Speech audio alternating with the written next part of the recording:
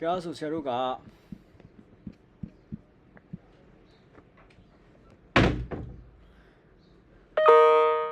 3-1လောက်နေတာဟုတ်တယ်နော်အဲ့တော့ဒီမှာ source file တွေပေးထားမယ်ဟုတ်လားအရင်ဆုံးဘာလုပ်ရမှာလဲဆိုတော့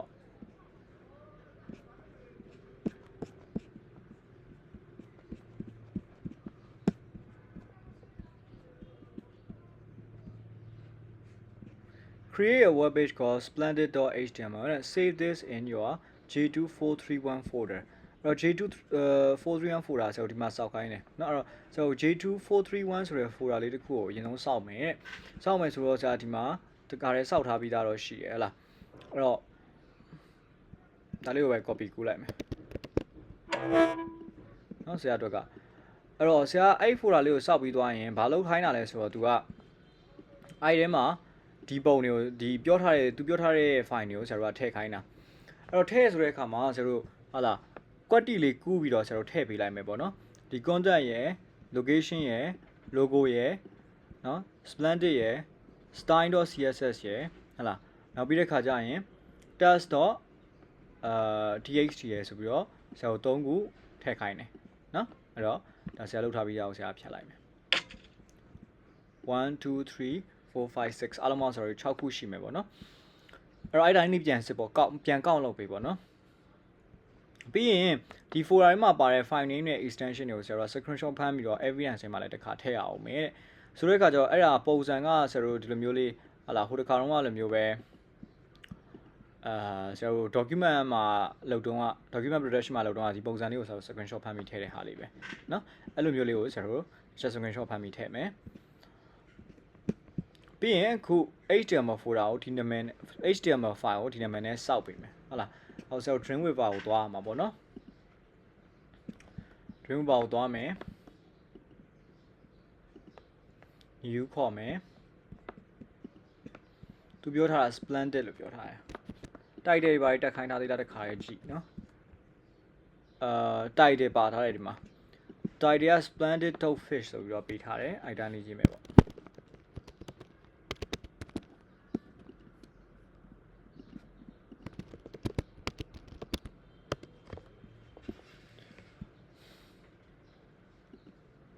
โอเคပြီးဒါလေးကိုဆရာတို့ကသူရှိရမယ်ခုနကတော့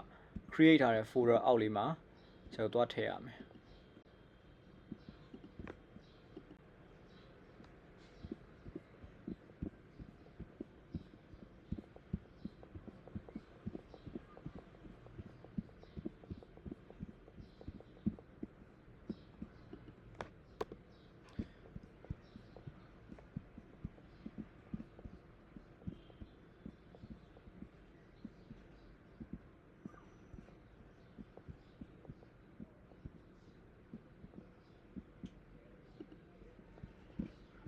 2024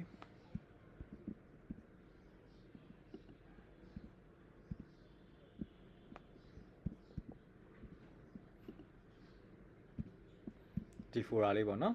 ဆရာစောက်ထားတဲ့ဒီ folder ထဲမှာဆရာကဒါကို splendid.html နဲ့ဆရာသွားထည့်မယ်ဟုတ်လား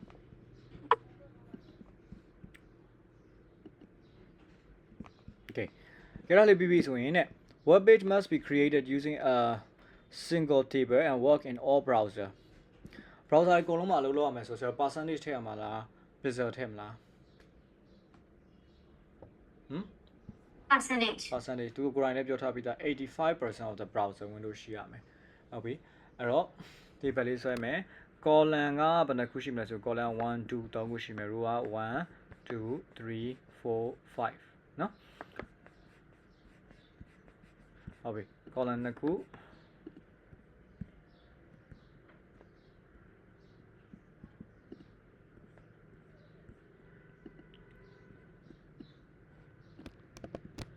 row က5ခုပြောထားတဲ့ percentage က 85% ဟု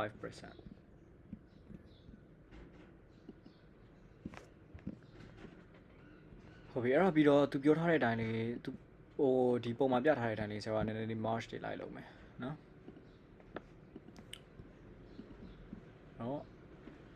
ဒါ လေးနှစ်ခုက merge မယ်ပေါ့ဒါလည်း merge မယ်ပြီးရင်ကျွန်တော်ကအပေါ်က A ရဲ့ height ကတဲ့ 20% နဲ့အဲဆိုရင်ကျွန်တော်ဒီမှာ properties လေးခေါ်မယ်ဟလာ properties မှာကျွန်တော် height လေးပြင်မယ်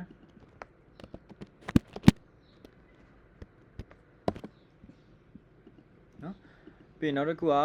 B က width ကိုပဲပြောင်းခိုင်းတယ် width က60%နော် 60%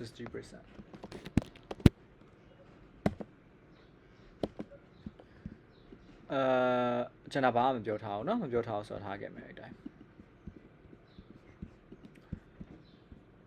ဟုတ်ပြီ each table cell is identified with a letter တဲ့ letter တစ်ခုချင်းစီနဲ့ဟလာကိုစားပြုထားတယ် the cell content shown in the diagram must not appear on the final web page အဲ့ဒီမှာပြထားတဲ့ ABCD တွေက final web page မှာပေါ်စရာမလိုဟုတ်လားဒါကတော့မင်းတို့လုပ်ဘူးတာပဲရှင်းပါတယ်လေ table border must not appear on the final page table border ကလည်းမပေါ်ရအောင် table border လည်းပြန်ဖြောက်ပြရအောင်ပဲအဲ့တော့ title ပေးပါဆိုတော့ title ကပေးပြီးသွားပြီเนาะခုနကနာမည်ပေးတော့ title ပေးပြီးသွားပြီအဲ့တော့ဒီ cell A ရှိရဲ့နေရာမှာကျွန်တော်စာရေးပြရမယ်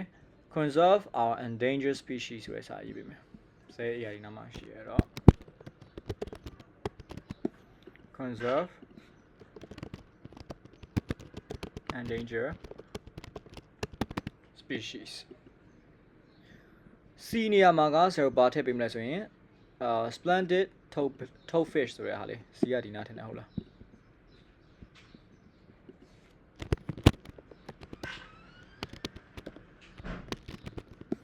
splendid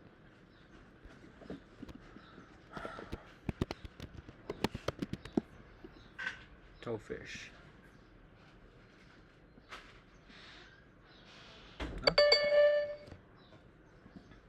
အဲ့တော့ဒီ A နဲ့ C နဲ့မှာရှိနေတဲ့ကောင်တွေကိုတဲ့ဆရာတို့ကဘာအဖြစ်format သွင်းပေးရမလဲဆိုရင် H1 ဖြစ်အောင်ဆရာတို့လုပ်ပေးရမယ်နော်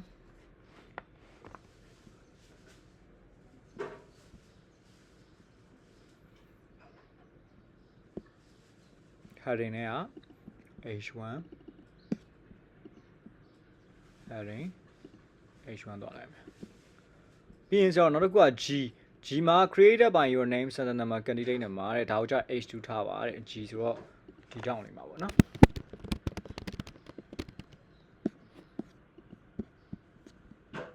your name အရင်လာမယ် candidate number sentence number candidate number ပြင်သူကဆိုတော့ H2 ထားမယ်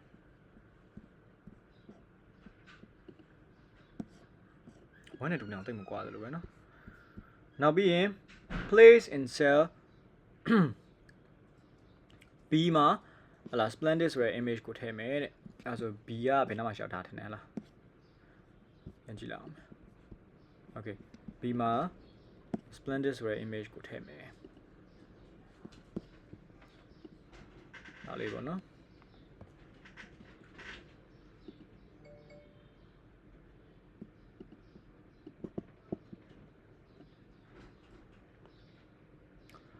โอเคအဲ့မှာကျွန်တော် code တစ်ချက်သွားကြည့်အောင်เนาะ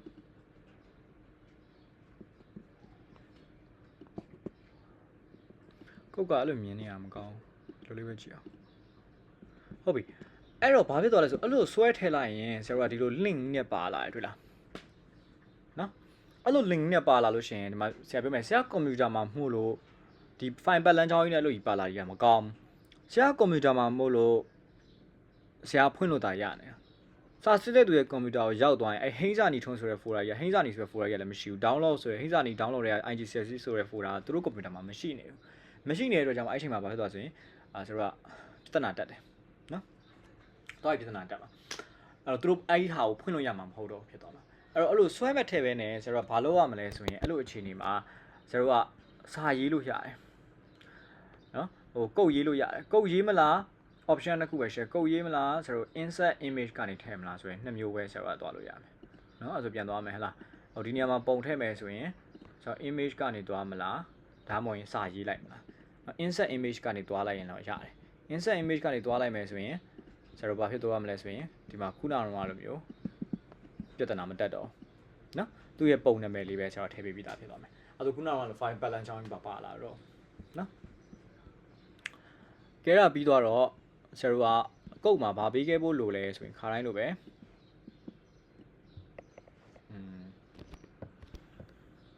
ရင်တော့ with 100% ပေးရနော်ဟုတ်တယ်မလား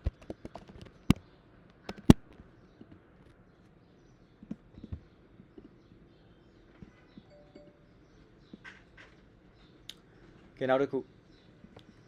ကကြတော့ C ပြီးတော့ D မှာ content ထည့်ပေးပါတဲ့အဲ့ဆို D ကဒီမှာနောက်တစ်ခုက F မှာ location ထည့်ပေးပါဟုတ်ပဲဆိုဒါက D ဒါက F ဆိုဒီမှာထည့်မယ်နော်ဒီမှာ content ထည့်မယ်ဒီ F မှာက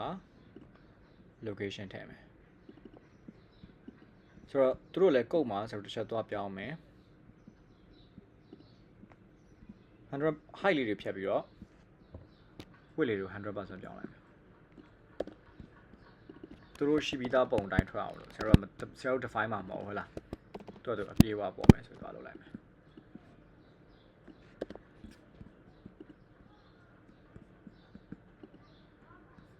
Okay so အဲ့ဒါပြီးတော့ဗာဆက်ဖြစ်လဲ add appropriate alternators to all images ဆိုတော့သက်ဆိုင်တဲ့စာလေးတွေထည့်ပေးမယ်ဟုတ်လားဆိုတော့သက်ဆိုင်တဲ့စာနော် alternators လေးထည့်ပေးရမယ် alternators ကဘယ်နေရာမှာသုံးတာလဲ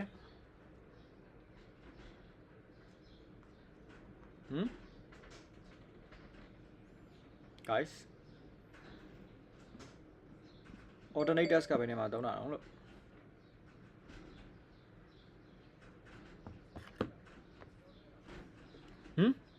မမိကြဘူးလားကောင်းခန့်ကျော်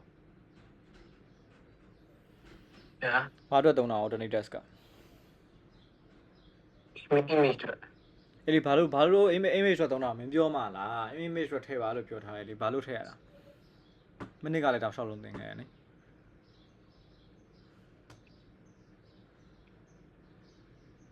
ဟွာ line မှာကောင်းရင်ဘာညာမပေါ်အောင်လို့ company logo ဘာညာလို့မျိုးမပေါ်အောင်လို့မပေါ့ဘူးline တွေဘာတွေမကောင်းလို့ error တွေတက်လို့မှစာတန်းလေးပဲပေါ်ပုံကမပေါ်ဘူးဆိုရင်ဒီ image ကဘာပုံဖြစ်ကြောင်း caption ပြပေးတာမျိုးဟုတ်လားစာသားလေးနဲ့ပြပေးတာမျိုးပြောတာအဲ့တော့ဒါဆိုရင်ဆရာတို့က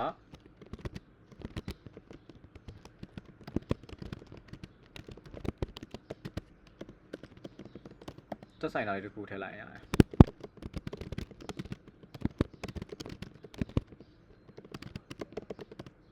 နော်ပြီးရင်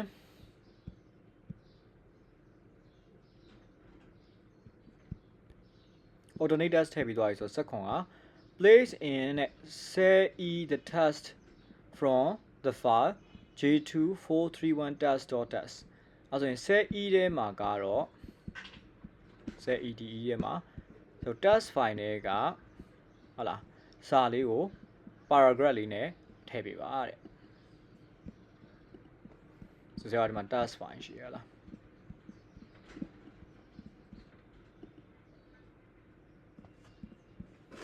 အဲ့ဒီ test file တွေကစာသားလေးကို copy ကူးမယ်ပြီးရင်ဆိုတော့ e ထဲမှာသွားထည့်မယ်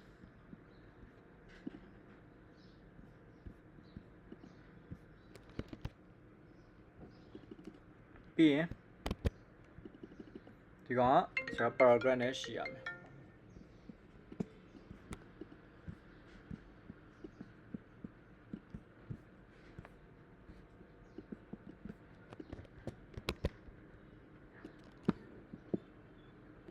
အဲ့တို့ဆက်လက်မှတ်လိုက်မယ်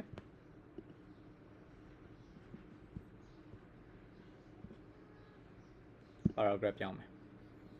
နော်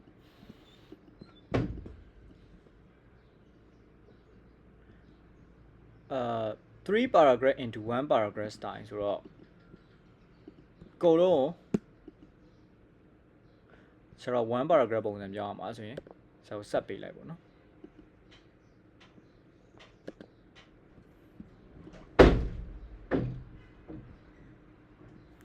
နောက်တစ်ခုက style sheet ကို attach လုပ်မယ်တဲ့ j2431 style.css to your web page do not edit this style sheet အဲ့တော့ဒါကိုလာပြီး attach လုပ်မယ်ဒါပေမဲ့ edit မလုပ်ပါသေးနဲ့အောင်တဲ့ဟုတ်လားအဲ့တော့ဒါကိုအဲ့ဆိုရင်အရင်ဆုံး attach လုပ်ပေးမယ်ဒါပေမဲ့တို့သွားပြီးတော့ပြင်လို့မရသေးဘူးအဲ့တော့မှာ attach style sheet browse ဒီ style sheet ကို attach လာလုပ်မယ်နော်မဆရာတို့ဘာမှမပြင်ရသေးဘူး okay and create a new style sheet so that the file no J2431 logo .png is placed as a single background image in the top left corner of the window logo image လေးကဘယ်ဘက် down လေးမှာ logo လေးအနေနဲ့ဆိုတော့ရှိနေမယ်เนาะအဲ့လိုလေးပြောင်းရေးပေးမယ်တဲ့ and ပြီးတော့ table က right align ညာဘက်ကိုကတ်ပေးမယ်တဲ့ဟုတ်လား and H1 and paragraph style use the font times and font time newsroman if time is not available time ကမရအောင်ဆိုရင် time newsroman ကိုသုံးမယ်တဲ့ဒါမှမဟုတ်ရင် browser default serif font ကိုသုံးပေးရမယ်ဘောကနှစ်ခုလုံးမရရင်တတိယ option နေနဲ့ serif font ကိုသုံးပေးမယ်နောက်ပြီးရင်ကျွန်တော် H1 H2 နဲ့ paragraph style တွေကို bold လုပ်ပေးမယ်ဟုတ်လားပြီးရင်နောက်တစ်ခုက paragraph style ကို fully justify လုပ်ပေးမယ်ဟုတ်လားဟိုကျွန်တော်ကဘေးတွေညီသွားတဲ့ပုံစံမျိုးဖြစ်အောင်လုပ်မယ်နောက်ပြီးရင် menu ရဲ့ standard number candidate number တွေကို comment အနေနဲ့ style sheet အပေါ်ဆုံးမှာတက်ပေးရမယ်နော်အဲ့တော့ဆိုရင်မင်းတို့ဒါရပါဦး style sheet တစ်ခုစောက်ရတော့မယ် CSS ပေါ့နော်အဲ့မင်းတို့ဒီကနေ CSS ခေါ်လိုက်လို့ရတယ်နောက်တစ်ခါတည်း CSS ကို turn save မယ်ဟုတ်လားသူ save ခိုင်းတာကဘာနာမည်နဲ့ save ခိုင်းတာရှိတယ် J2 431 CSS2 ပြီးရင်ဟာလားခိုင်းလို့ပဲ standard number candidate number နဲ့ save ခိုင်းတယ်เนาะ underscore လေးပါပြီးတော့အဲ့တော့အရင်ဆုံးဆရာတို့ကကိုယ့်ရဲ့ result ကိုတန်းပြီးတော့တွေ့ရအောင်လို့ဟုတ်လားမလုပ်တင်လဲဆိုရင် attach အရင်လုပ်လိုက်တင်တယ်နော်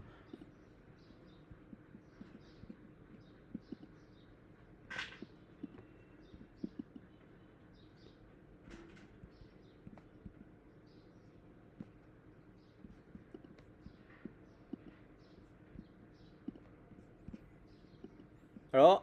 ဒီမှာနာမည်တက်လို့ပြောထားတယ်ဟဟလားဒီ CSS comment နေရာလေးမှာဖြတ်ပြီးတော့တက်လိုက်လေရတယ်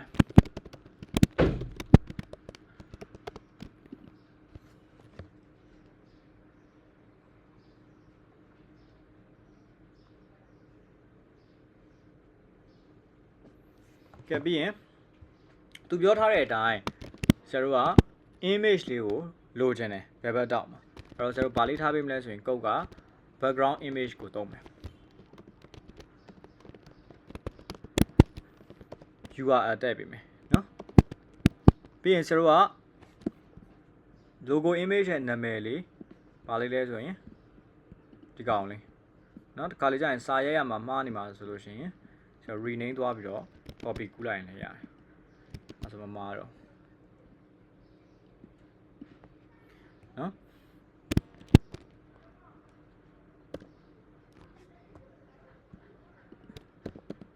အဘော်ရီထဲမှာတက်မယ်ကောင်ဟုတ်လား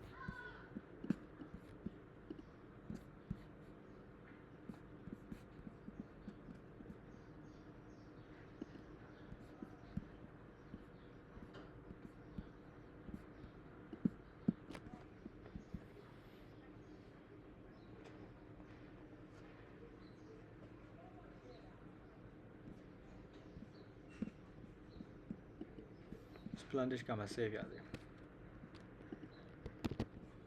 ဟုတ်ပြီအမဘာသွားဖြစ်နေလဲဆိုရင်ဒီလိုပုံစံမျိုးကြီးနဲ့သွားဖြစ်နေအောင်တွေ့ရမယ်နော်အဲ့ဆိုရင်ဆရာတို့ကဒါ repeated ဖြစ်နေတဲ့သဘောပဲ repeated ဖြစ်နေရင်ဆရာတို့ကဒါကိုဘာလုပ်ပေးရမလဲဆိုရင်သူက down ဘယ်ဘက် down မှာပဲပေါ်ချင်တာဆိုတော့ repeat ဖြစ်နေလို့မရအောင်နော်အဲ့တော့ background repeat no repeat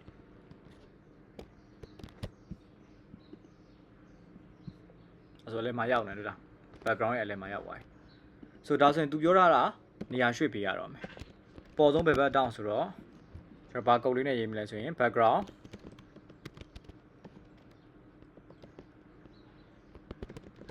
position top left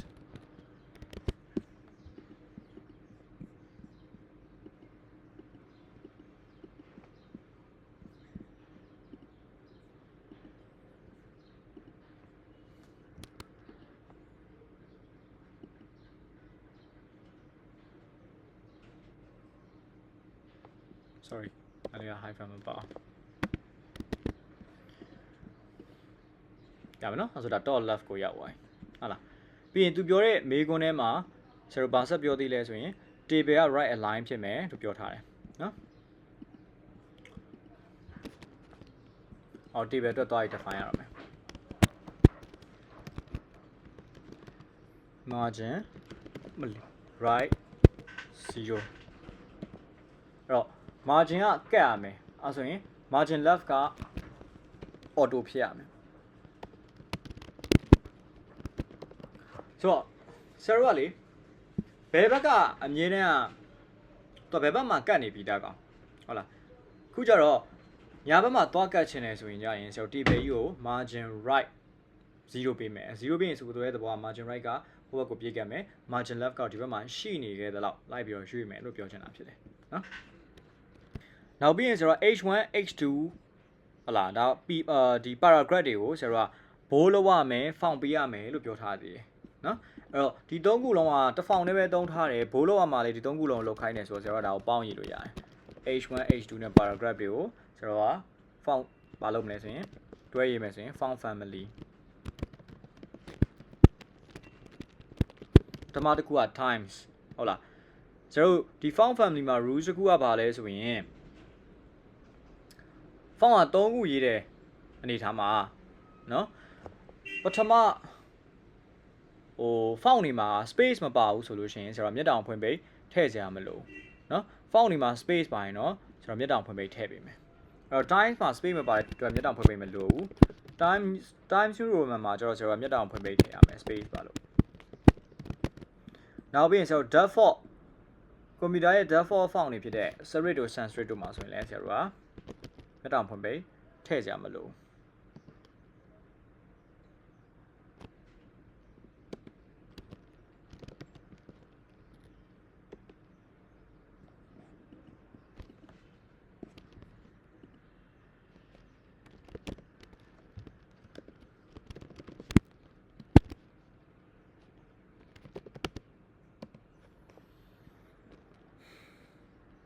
โอเค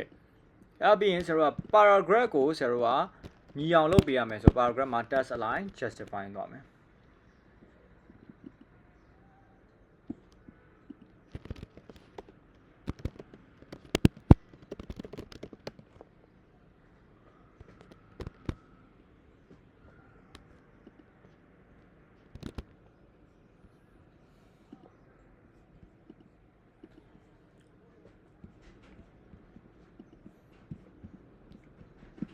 ကဲဘိုးလောက်ထားတယ် paragraph justify ဖြစ်တယ်ဘာလို့သေးလဲသူ့ရဲ့ပေးထားချက်နဲ့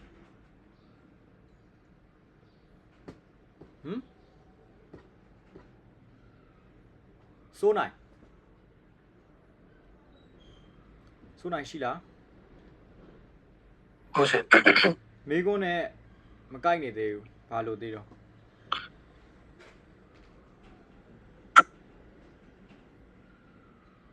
ရဆရာ မိကုန်းနဲ့မကိုက်နေသေးဘူးလို့ဘာလို့သေးတော့လို့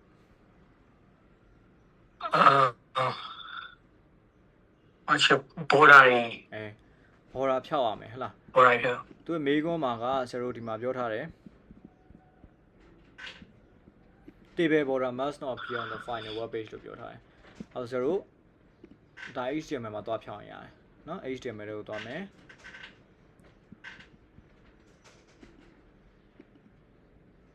view code ကနေborder ဖြောက်မယ် table border 0ပေးလိုက်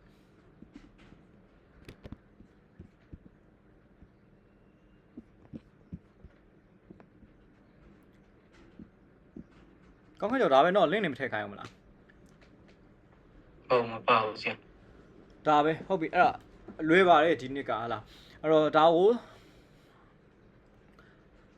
ခုနပြောသလို CSS နာမည်အသစ်ပေးပြီး save မယ် attach လုပ်မယ်ဒါလုပ်ပြီးသွားပြီเนาะလုပ်ပြီးသွားပြီဆိုတော့ဒါတွေကိုဘာလုပ်ရမှာလဲဆိုတော့ screenshot ဖမ်းမယ်တဲ့ style sheet ကိုကြာ screenshot ဖမ်းမယ် evidence ထဲမှာထည့်မယ်တဲ့เนาะအဲ့လိုဆရာတို့ကဒီ style sheet လေးပေါ့เนาะမင်းတို့ရေးထားတဲ့ခုနက CSS style sheet လေးဒီကောင်လေးကိုမင်းတို့ screenshot ဖမ်းလိုက်မယ်ဒီ code လေးကိုပြီးရင် evidence document ထဲမှာမင်းတို့သွားထည့်ရမယ်Make sure the file name and all content are clearly visible နော်အဲ့ file name နဲ့ content တွေရှင်းရှင်းလင်းလင်းမြင်ရမယ်တဲ့။နောက်တစ်ခုပါဆက်လုပ်ခိုင်းလဲကြည့်အောင်20 save your web page take a copy of your HTML source ဒါကကြတော့ဆရာ screenshot ဖမ်းခိုင်းတာမဟုတ်ဘူး HTML source code ကိုကြတော့အကုန်လုံး copy ကူးပြီးတော့ document တွေမှာထည့်ခိုင်းတာ screenshot ဖမ်းမှာဆိုတာနဲ့ copy ကူးရတယ်ဆိုတာမတူဘူးเนาะဆိုတော့ CSS ဆိုရင် screenshot ဖမ်းခိုင်းထားတယ် HTML code ဆိုရင် copy ကူးပြီးမှာဒါ evidence မှာထည့်ခိုင်းထားတယ်အဲ့လိုသွားထားတယ်ပြီးရင်ဒီ web page ကို browser မှာပြမယ်တဲ့ resize လုပ်လို့ရမယ်တဲ့ page ကိုအကုန်မြင်ရမယ်လို့ပြောထားတယ်နော် page ကိုအကုန်မြင်အောင်ပြလို့ပြောထားတယ်မမြင်အောင်မပြနိုင်ရင်အဲ့ဒါအမှတ်ရော့လိမ့်မယ်ဆိုတော့မြင်အောင်ပြပြီပါပြီးတော့ text တွေလည်းအကုန်မြင်အောင်ပြရမယ် address ဘာလဲပေါ်ရမယ်ပေါ်က address ဘာလဲပေါ်ရမယ်အဲ့ဒါကိုဆရာတို့ဒါ screenshot ဖမ်းပြီးတော့ evidence မှာနောက်တစ်ခေါက်ထည့်မယ်အဲ့တော့ဒါတော်တော်များများဒီလိုမျိုး screen ကမမြင်အောင်ဖြစ်နေပေါ့နော်တော့ဘယ်လိုမျိုး solution လုပ်မလဲပေါ့ဟုတ်လားဆိုတော့ဒီလိုချုံကြည့်လိုက်ရင်လည်းသူကမမြင်ဟိုချုံလို့ချဲလို့ရှိရင်လည်းသူကဒီတိုင်း ratio ညီညီနဲ့မပေါ်ဘူးဖြစ်နေတယ်ပေါ့နော်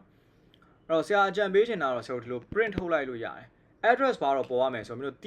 print ထုတ်ထားတဲ့ version လေးကိုဆရာတို့တစ်ခါရလိုက်မယ်ဒါဒီလိုကြီးနှစ်ပိုင်းကွဲနေအောင်တွေ့ရမယ်နှစ်ပိုင်းကွဲနေရဆိုရင် maybe ဆရာတို့ size လေးကိုနည်းနည်းလေးကြီးရလေးယူကြည့်လိုက်ပေါ့နော်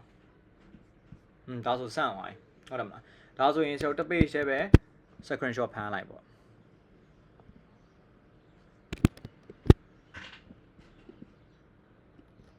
နော်ဒါမျိုးလေးပေါ့ address bar တစ်ခါဖမ်းဒါလေးကိုတစ်ခါဖမ်းပြီးမှ